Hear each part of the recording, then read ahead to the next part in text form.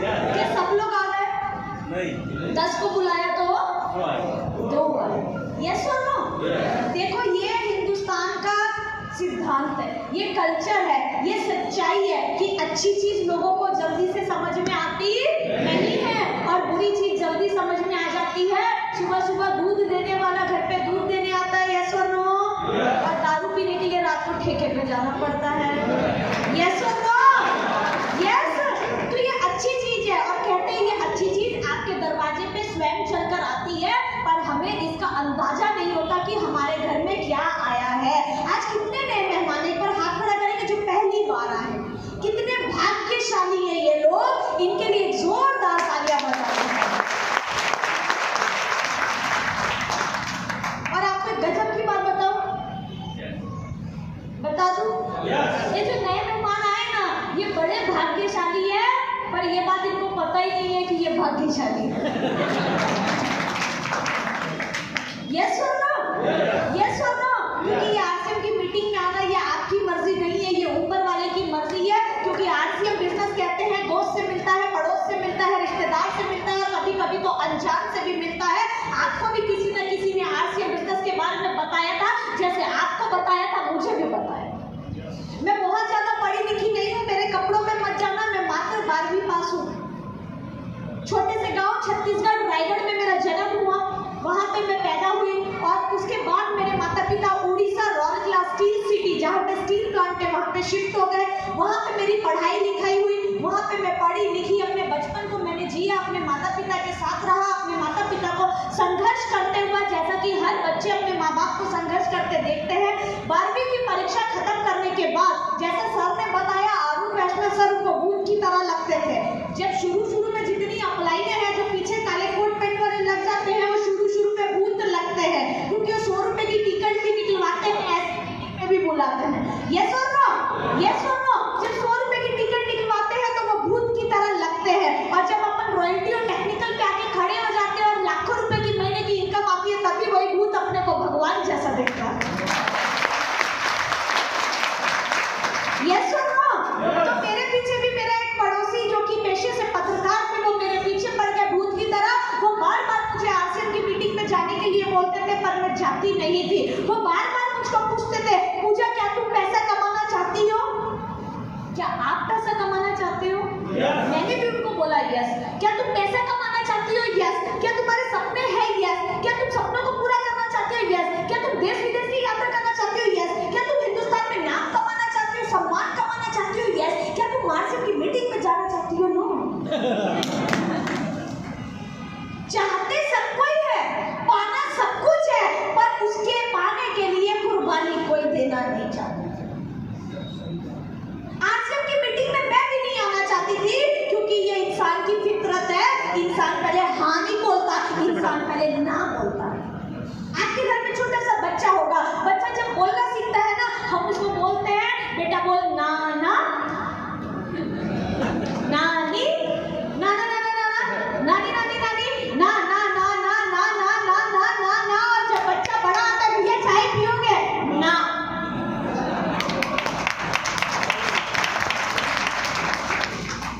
Yes और no?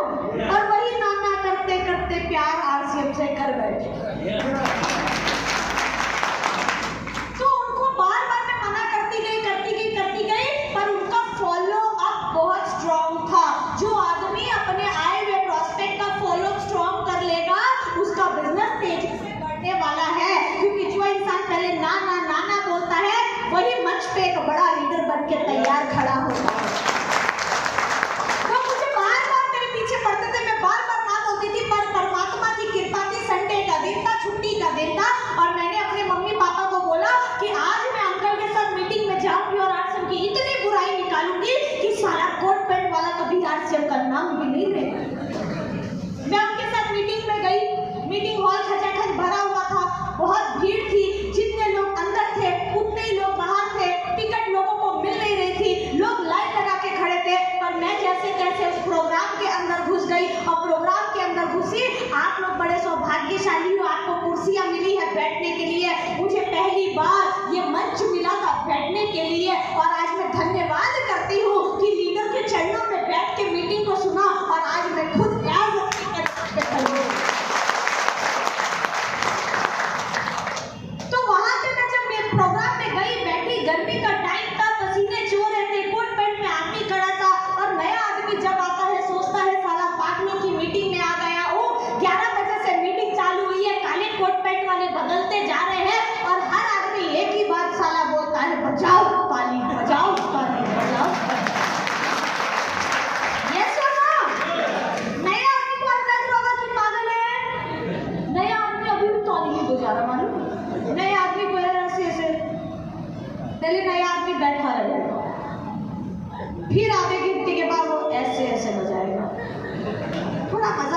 First. फिर थोड़ा सा समय निकलेगा, फिर वो ऐसे ऐसे के साथ पैर भी बन जाएगा। पड़ोसी में बैठा है ना, ज्यादा तेज ताली बजाया तो साला ज्वाइन करा जाएगा। और कसम खुदा की मीटिंग खत्म होते होते जिस आदमी के हाथ से ताली नहीं बज रही ना, उसको नचाते नचाते नहीं भेजा तो मेरा नाम भी पूछा।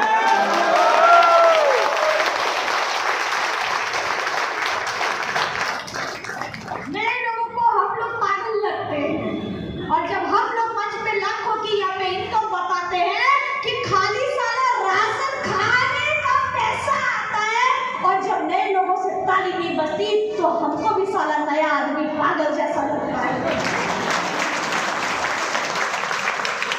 मुझे भी ऐसी लग रहा था, मेरे हाथ से भी ताली नहीं बज रही थी, पर मैं लोगों का जोश जुनून देख रही थी। लोग सीटियां बजा रहे थे, ताली बजा रहे थे, मंच के ऊपर में काले कोट पहन वाले खड़े थे, अपनी इनकम 50,000, 1 लाख, 2 लाख, 5 लाख, 10 लाख, 15 लाख, 20 लाख बता रहे थे। तो मैंने सोचा यार पूजा, ये बहुत पढ़े लिखे लोग हैं, MBA लोग हैं, कोट पैंट में आए हैं, इनका तू क्या मुकाबला करेगी? तुझे तो इसके लिए बहुत पढ़ना लिखना पड़ेगा। पर जब उन्होंने अपना प्रोफेशन बताया, काम, उन्होंने अपना नाम बताया, दाम बताया, और काम बताया कि भैया आज से बिजनेस से पहले सब्जी बेचने का काम किया कर, मेरा दिल गार्डन गार्डन हो गया। मैं कहा साला सब्जी बेचने वाला कर सकता है, अनपढ़ कर सकता है। पूजा तू तो फिर भी 12वीं पास है, तू तो इससे भी आगे जाएगी। बहुत अच्छा लगा, धीरे धीरे प्रोग्राम आगे बढ़ता चला गया, और वहां पे जो महान शख्सियत, जो महान पर्सनैलिटी, जो मेरे रोल मॉडल है, जिनको मैंने देखकर इस बिजनेस को करना चालू किया, और मुझे गर्व के साथ में बोलते हुए बड़ा प्राउड फील करती हूँ कि आपका बाप और मेरा बाप एक ही है। मिस्टर मुकेश को 2.5 साल की मिलेगा। सर को पहली बार सुना, सर के जैसा आज भी अपने आप की सोच रखती हूँ, सर के जैसा बनना है, सर के जैसा चलना है, बोलना है, कमाना है, सब कुछ सर जैसा ही करना है। सर मेरे रोल मॉडल है, और बड़ा अच्छा लगता है उनके इस परिवार में, इस टीम में आकर। और उनकी मुझे एक ही बात समझ में आई थी, अभी आपको मार्केटिंग प्लान दिखाया, लोगों के इनकम दिखाए, लोगों को चेक बताया, आपको प्रोडक्ट बताया गया होगा, सब कुछ बताया गया होगा। मुझे सही बताऊं तो कुछ भी नहीं समझ में आया था। मुझे कोठारी सर की एक ही बात समझ में आई थी कि अगर हल्दी मिर्ची नमक खाने से पैसा आता है तो साला अपने बाप का क्या जाता है, बदल डालेंगे। बाजार का सामान ब्रांडेड खाएंगे तो किसी और का ब्रांड बनाएंगे, और अगर RCM का खाएंगे तो साला खुद का ब्रांड बनाएंगे। किसका ब्रांड बनाना है? आप ये काम करो, 100 रुपए की टिकट लेकर आए हो, खुद के पैसे से दी, अपलाइन ने तो लेके नहीं दी।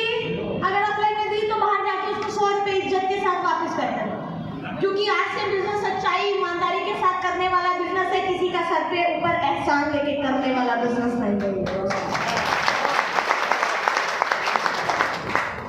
तो मेरी मीटिंग में पता है मैं किसी को सोने नहीं देती, क्योंकि हमारा एक ही मकसद है, ना साला सोना है ना सोने देना है। यस और नो, यस और नो। कोई भी बात करेंगे हाथ उठा के बात करेंगे, हाथ हिला के बात करेंगे, और ये बारिश टप टप टप टप जैसी तालियां बजाते हो ये मत बजाओ। बजानी तो शेरों जैसी बजाना, नहीं तो मत बजाना, क्योंकि आप बजाओगे खुद के लिए बजाओगे, मेरे लिए तो पूरा हिंदुस्तान बजाओ। मेरे को टेंशन नहीं है बारे में, खुद के लिए बजाना। किसका ब्रांड बनाएंगे? आज इसको जगाना है, क्योंकि ये बिजनेस दिमाग से करने वाला बिजनेस नहीं है, ये बिजनेस दिल से करने वाला बिजनेस है। जो लोग दिमाग से बिजनेस करते हैं वो बाहर पैसा कमा रहे हैं, और जो RCM बिजनेस पे दिल से बिजनेस करते हैं वो लोग आज RCM से पैसा बरसा रहे हैं। दोस्तों, पैसा कमाना है या बरसाना है? एक हाथ से तो देखो आधा लखपति बनते हैं। अपन तो दोनों हाथ ऊपर करके ऊपर वाले को दिखाते, भैया अपना तो दोनों हाथ खड़ा है भाई, दिखा सकते हैं, दिखा सकते हैं। पैसा कमाएंगे कि बरसाएंगे? कमाएंगे कि बरसाएंगे? किसका ब्रांड बनाएंगे? किसका? इसको आज ठोको, दरवाजा खटखटाओ, इसको जगाओ। ये जादुई हॉल है, ये जादुई हॉल है। और ऐसे ही बुजुर्ग नहीं कहते, बड़े बुजुर्ग, बेटा शुभ शुभ बोलो, बेटा शुभ शुभ बोलो। क्यों कहते हैं? कि आपकी जुबान पे कभी भी सरस्वती का वास हो सकता है, और वो चीज परमात्मा जब हम इस मीटिंग में आते हैं तो यहाँ सिर्फ पॉजिटिविटी की बात होती है, आगे बढ़ने की बात होती है, अमीरी की बात होती है, कामयाबी की बात होती है। और जब हम ऊपर वाले को हाथ उठा के दिखाते हैं, मैं हर बार ऊपर वाले के बोलती हूँ, हे भगवान कहाँ? इधर इधर इधर इधर।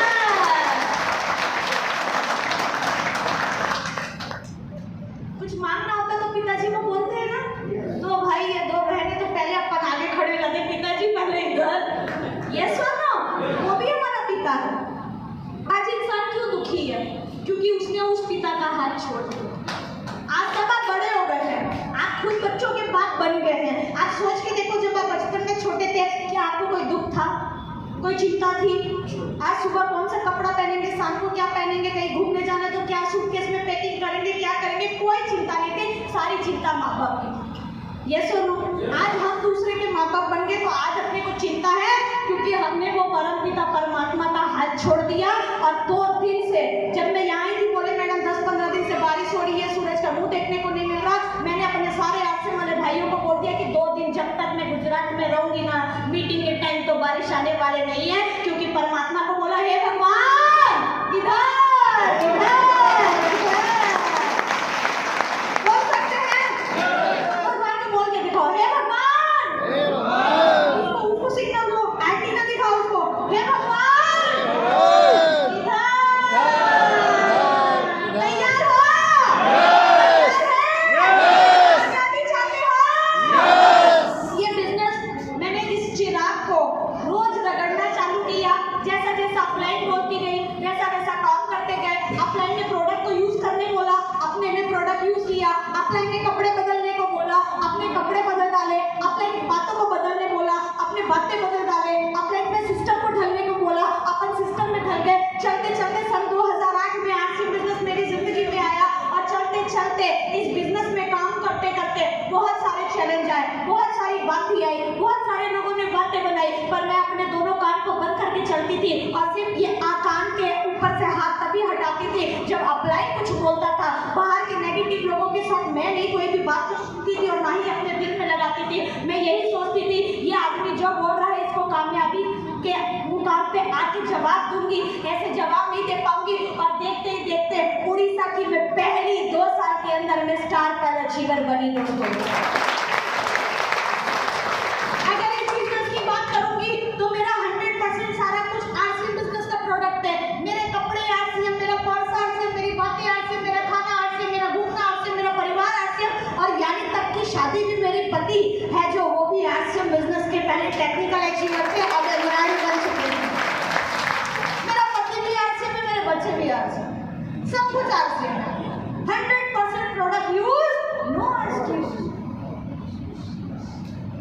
शादी करने के बाद आगे बढ़ते गए अपने सपनों को आज पूरा कर रहे हैं। अगर बात करूंगी, स्कूल जब साइकिल से जाया करती थी और जब हमारे दोस्त कार से आया करते थे तो माता पिता को यही बोलते थे, मम्मी क्या हम भी कभी कार लेंगे, क्या कभी हम भी कार से स्कूल जा पाएंगे? तो मेरी एक बेस्ट फ्रेंड थी, वो कार वाली थी। वो कभी कभी मेरी साइकिल को साइड में रखा के मुझे अपने साथ कार पर ले जाती थी, तो बड़ी अच्छी फीलिंग आती थी। बारिश के टाइम पे बारिश नहीं लगती थी, धूल मिट्टी के टाइम पे धूल मिट्टी नहीं लगती थी, धूप के टाइम पे धूप नहीं लगती थी। तो मैं भी यही सपना रखती थी, हे भगवान एक गाड़ी तो मैं मरते मरते जरूर लूंगी। पर आरसीएम बिजनेस का धन्यवाद करती हूँ, एक गाड़ी नहीं, जब से आरसीएम बिजनेस में अब तक आई हूँ तब तक 6-6 गाड़ियों की लाइन आरसीएम बिजनेस लगा सकती हूँ। अगर मैं इनकम की बात करूंगी, खाली राशन बदलने से, सिर्फ राशन बदलने से, एक फैसला लेने से, एक डिसीजन लेने से हमारे परिवार में अब तक की 1 करोड़ से ज्यादा की इनकम इस बिजनेस से आ चुकी है। मेरी बेटी इंटरनेशनल स्कूल में पढ़ती है, इंटरनेशनल स्कूल में पढ़ती है और जब वो कार से स्कूल जाती है तो वो स्कूल का जो बाहर का वॉचमैन है वो गाड़ी का दरवाजा खोलता है और बोलता है, गुड मॉर्निंग खुशी, वेलकम टू स्कूल। तो दिल गार्डन गार्डन हो जाता है। धन्यवाद करती हूँ आरसीएम का। आरसीएम बिजनेस नहीं होता तो ये इज्जत, प्यार, मान सम्मान हमें मिलता। क्या आप भी चाहते हो? क्या आप भी चाहते हो? कामयाब होना चाहते हो? चाहते हैं? अगर कामयाब होना चाहते हैं तो ये बिजनेस क्या है, कैसे काम करता है, क्या क्या करना है, मैं नहीं बताऊंगी, ये काले कोट पैंट वाले बताएंगे। सिर्फ मैं तो आज आपको इतना बताऊंगी बताऊंगी कि इस बिजनेस को क्यों करना है। कारण क्लियर होना चाहिए। इस दुनिया में हम आए हैं, उसका कोई कारण है। इस दुनिया से कोई जाता है, उसका भी कोई कारण है। अगर कोई गरीब पैदा होता है, उसका भी कोई कारण है। अगर कोई अमीर पैदा होता है, उसका भी कोई कारण है। आप एक हेलीकॉप्टर में जा रहे हैं, जहाज में, एरोप्लेन में जा रहे हैं, उस एरोप्लेन में जा रहे हैं और मैं आपसे ये कहूँ कि इस एरोप्लेन से कूद जाइए, मैं आपको 1 करोड़ का इनाम दूंगी, क्या आप कूद जाएंगे? नो।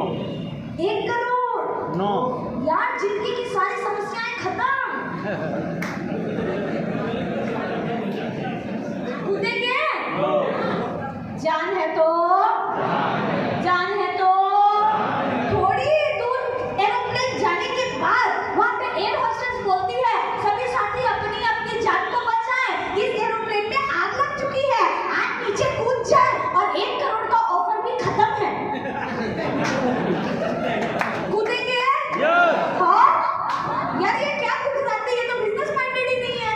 1 करोड़ मिल रहा था तो साले कूदे नहीं, अभी ऑफर खत्म हो गई तो बोलते हैं कूद जाएंगे। क्यों?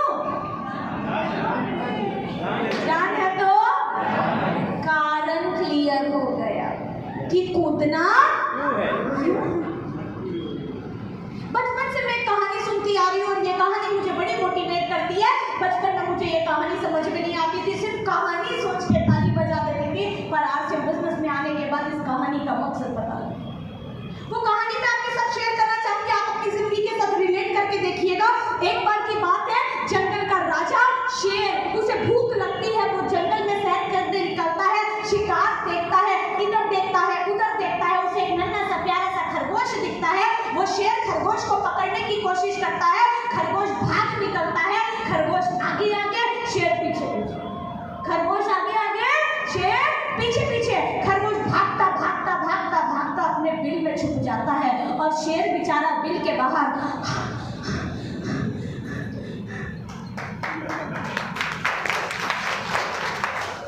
शेर बोलता है, अरे खरगोश भाई जरा बाहर तो आना। खरगोश बोलता है, क्या काम है, जरा दूर से बताना। मैं बाहर आऊंगा तो तुम्हें कहा जाएगा, मैं नहीं आऊंगा बाहर। तो बोला, अरे मेरे भाई तू बाहर आ जा, मैं तेरी जिंदगी को बख्श दूंगा, मेरे कुछ सवालों का जवाब दे दो। शेर बोला, मैं इतना बड़ा, तू इतना छोटा, मैं हट्टा कट्टा, तू इतना कमजोर, आज तक कोई जानवर जंगल का मेरे से बच नहीं पाया, पर साले तू कैसे बच गया? तभी वो नन्हा सा प्यारा सा खरगोश अपनी 2 इंच की गर्दन को बाहर निकालता है और कहता है बड़े प्यार के साथ, अरे शेर चाचा, तू अपनी 1 दिन की भूख मिटाने के लिए भाग रहा था और मैं अपनी जिंदगी बचाने के लिए भाग रहा था। आप सब शेर हो? शेर हो? इसीलिए तो मैं यहाँ आई हूँ। हम सब शेर रोज भाग रहे हैं भूख मिटाने के लिए। ये सुनो, घर से दुकान, दुकान से घर, घर से दुकान, दुकान से घर, घर से नौकरी, नौकरी से घर, घर से नौकरी, नौकरी से घर, घर से खेती, खेती से घर, घर से खेती, खेती से घर, घर से क्लिनिक, क्लिनिक से घर, घर से क्लिनिक, क्लिनिक से घर, घर से वकालत, वकालत से घर, घर से वकालत, वकालत से घर, डिब्बा भरा, डिब्बा खाली, डिब्बा भरा, डिब्बा खाली, डिब्बा भरा, डिब्बा खाली, आज भिंडी खाली। यस, आज भिंडी बनाई है, कल कद्दू दे दूंगी, कद्दू खिला खिला के साला कद्दू जैसा बना। बाद में बोलते हैं मुझे साला कोई काम करे। बात हंसी मजाक की जरूर लग रही है, पर एक बार अपने दिल को इसको महसूस करके देखो, जो आप अपने परिवार को छोड़ के, अपनी बीवी को छोड़ के, अपने बच्चों को छोड़ के, अपना घर छोड़ के, अपना देश छोड़ के, अपना समाज छोड़ के, अपने परिवार से दूर रह के, जो आप पैसा रोज कमा रहे हैं, सिर्फ 1 दिन की भूख मिटाने के लिए कमा रहे हैं, पर जिंदगी बचाने के लिए कौन भाग रहा है? मुझे ये बात बता। रोज भाग रहे हैं भूख मिटाने के, ये शरीर भी तो गाड़ी है ना, रोज फील्ड में जा रहा है, जा रहा है, जा रहा है, क्या गारंटी आज रात को ये गाड़ी वापस आएगी? कोई गारंटी है? कोई गारंटी है? इस दुनिया में किसी चीज की कोई गारंटी नहीं। भगवान ना करे, अगर घर के चलते फिरते मुखिया को अगर कुछ हो गया, ये जो बहनों के चेहरे पे मुस्कान है ये गायब हो जाएगी। जो बच्चे स्कूल में पढ़ाई कर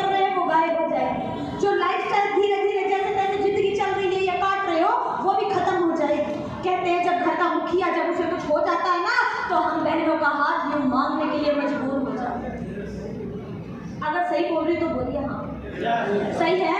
और ईमानदारी से सोच के बताना, क्या आपके इस दुनिया में ना रहने के बाद या कोई मुसीबत आ जाएगी, क्या इस हाथ के ऊपर कोई चाचा ताया, कोई जेठ जेठानी, कोई भैया भाभी, भाई बहन, कोई इस हाथ पे पूरी जिंदगी कोई पैसा रखेगा?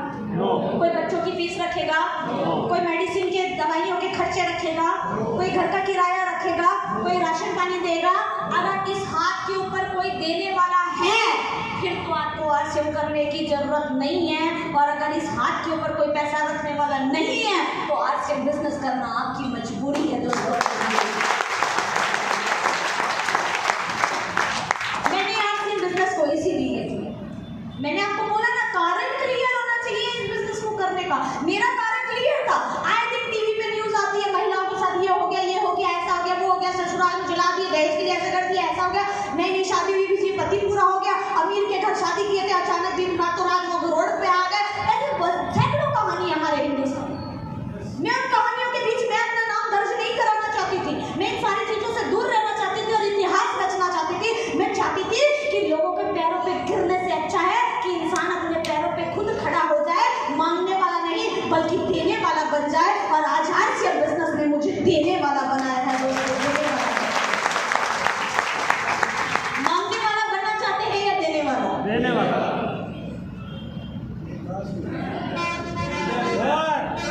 हाथ उठाओगे तो तथास्तु बोलेगा। कैमरामैन हम बुलाते नहीं है, हमारा डायरेक्ट ऊपर का कैमरा चलता है। मांगने वाला बनना है या देने वाला? देने वाला। हाथ उठा के, हाथ उठा के। अरे मैं आपको एक बात बताती हूँ, हाथ नीचे रख दो, इतनी मजबूरी में मत उठाओ। लोग मुझे पता है क्यों बुलाते, बेटा आपके तो खूब एनर्जी है, खूब जोश है, क्या खाते हो? मैं कहा साला यही खाती हूँ जो तुम खाते हो। आपको पता है आरसीएम बिजनेस क्यों नहीं बढ़ता? आपके साथ लोग क्यों नहीं जुड़ते? आपके साथ मीटिंग में लोग क्यों नहीं आते? आप मीटिंग में बुलाते हो, भैया 11 तारीख को प्रोग्राम हो रहा है, हम तो जाएंगे ही जाएंगे, हमको जाना है, तुम भी आ जाना। आरसीएम कैसे बताता है? हम भैया आरसीएम बिजनेस है ना, आप खरीदारी करो तो पैसा आएगा, बिना से करो। अरे जिसके बोलने में जान नहीं है, जिसके शरीर में जान नहीं है, जो ताली नहीं बजा पा रहा, जो हंस नहीं पा रहा, और रॉयल्टी का पैसा सारा ऐसे धड़ाधड़ आता है, ऐसे करके गिनना पड़ता है। पूछो दिलीप सर से, पूछो लाखों का चेक आता है, ऐसे लगा के तुम लगा सारा गिन लेते हैं सब लोग। पैसा के नाम पे बहुत ताली बज गया। वाह वाह गुजराती। जोश रखो बॉडी में। मैं आपको कसम से बोलती हूँ, आपको आज से तो प्लान भी देना नहीं आएगा ना, पर आपके बॉडी में जोश है, जुनून है, आप लोगों से बात करते हुए फुल कॉन्फिडेंस में बात करते हैं ना, मैं आपको बोलती हूँ आप टेक्निकल बन जाओ। मांगने वाला बनना कि देने वाला? देने वाला। मांगने वाला कि देने वाला? देने वाला। किसका ब्रांड बनाएंगे? खुद का। पैसे कमाएंगे या बरसाएंगे? बरसाएंगे। पैसे बरसाने के लिए तैयार हो? Yes। बता दूं? Yes। बता दूं? Yes। ये बाजार की दुकान है, ये आरसीएम की दुकान है। बाजार से सामान लेकर खाएंगे तो पैसा आपने सिर्फ एक्टिंग करनी है मेरी। देखो डुप्लीकेट, ये बिजनेस डुप्लीकेट का बिजनेस है, ये बिजनेस नकल करने का बिजनेस है। बाहर में स्कूल में आपका बच्चा नकल करता हुआ पकड़ा जाता है, मैडम बाहर निकल, चल बुला के ला अपने पिताजी को, तुझे फेल करती हूँ मैं। पर आरसीएम बिजनेस में अगर आप नकल करते हुए पकड़े जाओगे तो आपकी फ्रेंड आपको शाबाशी देगी और आप टेक्निकल पे पहुंच जाओगे।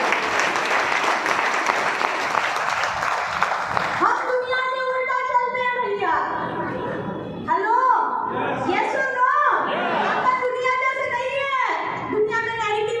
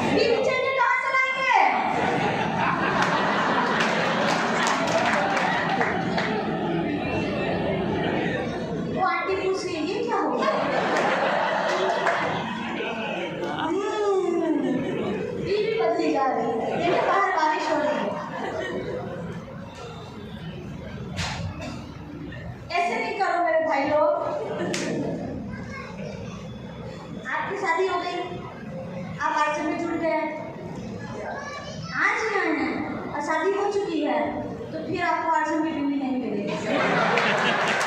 ऐसे मत करो। ये लेडीज लोग मेरा शिकायत करती है भीलवाड़ा में जाकर, सर को बोले सर हमारे पति लोग 100% आरसीएम करना चाहते हैं। सर बोले अच्छी बात है, करो करो, जल्दी जल्दी रोटी नहीं निकल पाओगे। तो बोले पूजा मैडम बोले बीवी, तो ये लोग बोले सारा बीवी भी आरसीएम की चाहिए, अभी हम कहाँ जाए। तो भैया जो शादीशुदा आदमी है, गलत बात है, अपनी बीवी को आरसीएम की मीटिंग में लाते लाते आरसीएम वाला बना दो, और जो कुंवारा है उसके लिए रास्ता पूरा खाली है। बीवी के लफड़े में ना साला बीवी को चेंज करके छाता जी ने टीवी कर दिया, उसमें भी मेरा नाम डाला पूजा विर्क।